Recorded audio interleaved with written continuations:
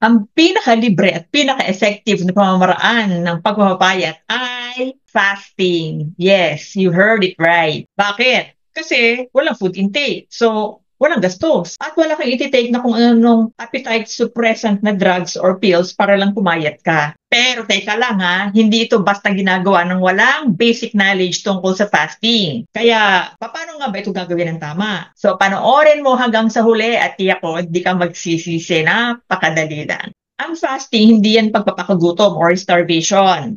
Kung gusto mong mag-lose ng weight ng mabilis, ang kakambal ng low-carb diet ay intermittent fasting. Yes, kambal po sila.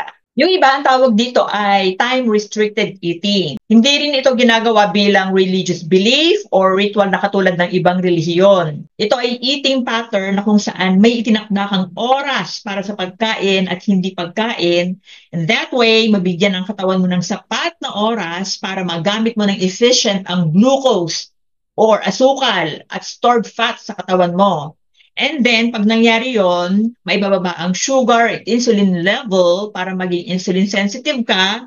And as a result, maglulus ka ng weight at unti-unting mag-i-improve ang mga health issues mo. So, ang second question is, kailan mo ito uumpisahan at paano mo ito gagawin? Magagawa mo ito ng wasto kapag nag-low carb diet ka muna, lalo na kung yung low carb mo ay whole foods at iiwas sa ultra-processed foods. Please watch this video kung paano ito gawin ng tama kasi kailangan alamin mo muna to bago ka sumabak sa fasting. Bakit kailangan muna mag-low carb? Dahil kapag ang ginagawa mo bago ka mag-fasting ay naka-high carb, lagi kang gutom. Hindi mo kakayanin hindi kumain ng higit sa 3 oras. Kaya, hindi ka makakapag-intermittent fasting. On the other hand, kapag naka-low carb ka dahil malimit kang busog, unti-unting matatanggal ang snacking at alinman sa breakfast, lunch, or dinner. So sa madaling salita, kusang mag-a-adjust ang metabolism mo hanggang sa masanay ka na ilan na lang yung kain mo. Bago mag-fasting, intayin mo nang magiging fat-adapted ang katawan. Normally, with consistent low carb in a week, magiging fat-adapted ka. Meaning, nagiging stable ang blood sugar at insulin level mo kaya wala ka ng hunger pangs or yung tinatawag na hangry. Galit na galit pagkagutom.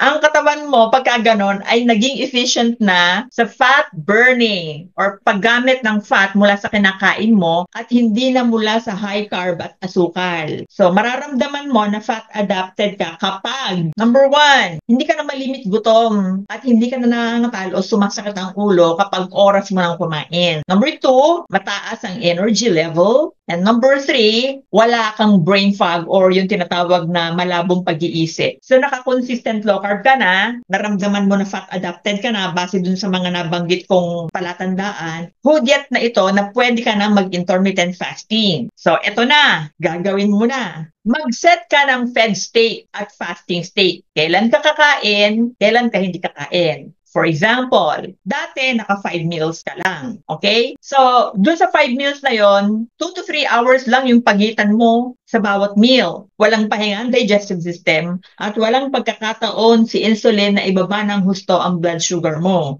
Kapag naka-intermittent fasting ka, magkakameron ka ng feeding window na pwede mo yung start sa 12-12.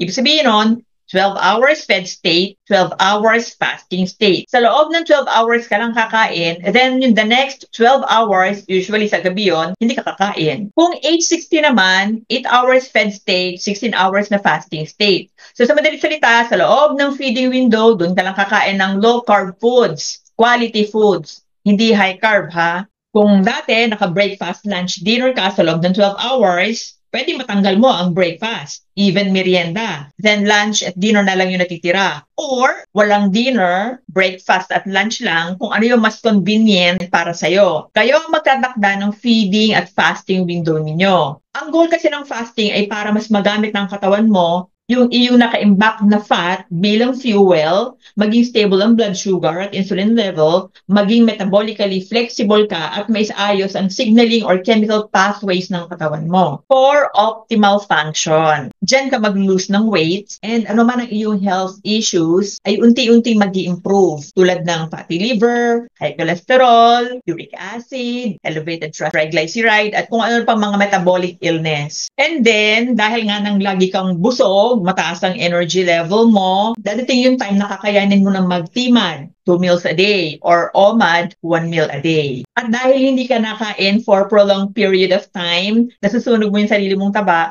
kaya mas mapapabilis ang paglulus mo ng weight nang hindi nasasalanta ang iyong katawan. Kasi you're eating also the right kind of food. May pamamaraan kung gusto mong malaman kung nasa fat burning state or ketosis ka. Pwede mong i-measure ang ketones mo sa magitan ng tinatawag na ketone strips. Paano ginagamit ang ketone strips? Sa umaga, paggising or during fasting state, bago kumain, yung ketone strips mo, itatapat mo dun sa ihi mo. Then, hintayin mong magbago ang kulay, compare sa chart ang kulay, and the darker the color, the higher the ketone levels katulad nito. Ano ba yung ketones? Yung ketones ay acid na napoproduce ng katawan kapag ito ay gumagamit ng body fat for energy instead of glucose or asukal. Nabibili po yung ketone strip sa online, mura lang po yun. Kapag may kinain or ininom ka sa loob ng fasting state mo, hindi ka na naka-fasting nun, mabe-break na yung fast mo. For example, nag-skip ka ng breakfast. Oo, wala kang solid food, pero uminom ka naman ng kape na may asukal, so hindi ka na naka-fasting nun, break na yung fast mo doon. Para mas maunawaan ninyo, gagawa ako ng separate video kung ano yung mga foods or drinks na nakaka-break ng fast. Ilang paalala lang sa fasting. Merong nag-fast na ang paniniwala kahit anong kainin pwede, magpapakabusog ng todo in one meal tapos magpa-fast. Mali po ito. Baka himatayin kayo pag gano'n ang kanain ninyo. Yun po yung tinatawag na pagpapakagutom. Remember that it is about the quality of meal, not the quantity of meal. Kahit kumain ka ng isang bulto, kung yun naman ay puro high carb at crappy foods, hindi po nun masusustain ang nutrition na kailangan ng katawan nyo. And that way, hindi po kayo makakapag-fasting ng effective. If it is done, however, with clean or low carb, ayun, yun yung proper nourishment ng katawan while on a fasting state. Kailangan ng katawan ng sustansya para kahit hindi ka kumain, may gagamitin siyang quality fuel na kailangan ng katawan mo sa araw-araw. And then, number 2 na paalala, uminom po ng electrolytes. Isang baso ng tubig na nilagyan ng pinch of rock or any Himalayan salt, wag pong iodized, and then pigaan mo ng 1/4 lemon or isang kalamansi. Third, hindi mo kailangan magbilang ng calories sa fasting. Hindi po caloric restriction ang low carb keto. Mas maging mindful ka sa macros tulad ng carbs, protein, and fat at yung quality ng food. And then last tip, mas nakabubuti na may supplement ka para pandagdag sa nutrition na kailangan ng katawan mo for optimal function. Tulad ng magnesium, zinc, potassium. Sabihin nyo, ang dami naman. Hindi po, meron pong nabibili na sama-sama na ito sa isang capsule. Make it sure lang na pumili ng quality food supplement, hindi yung basta supplement lamang. Kasi marami pong supplement na maraming fillers and binders na yung talagang tunay na composition niya ay wala na. So, tingnan din po yung mga reviews bago po bumili. So, there you have it. Ganun po gawin ang tama ang fasting. Number 1 is clean, low-carb diet muna. Focus more on quality foods, whole foods. Then number 2, hintayin maging fat-adapted. Wag basta agad sumabak sa fasting. And number 3, mag-set ng feeding window at fasting window na convenient para sa inyo. And number 4, yung mga nabanggit kong tips para sa fasting tulad ng paggamit ng mga electrolytes at saka quality supplement, pakitandaan lamang. So, ayan, pwede ka na magsimula ng fasting mo. Please let me know your thoughts, questions, experiences sa comment section.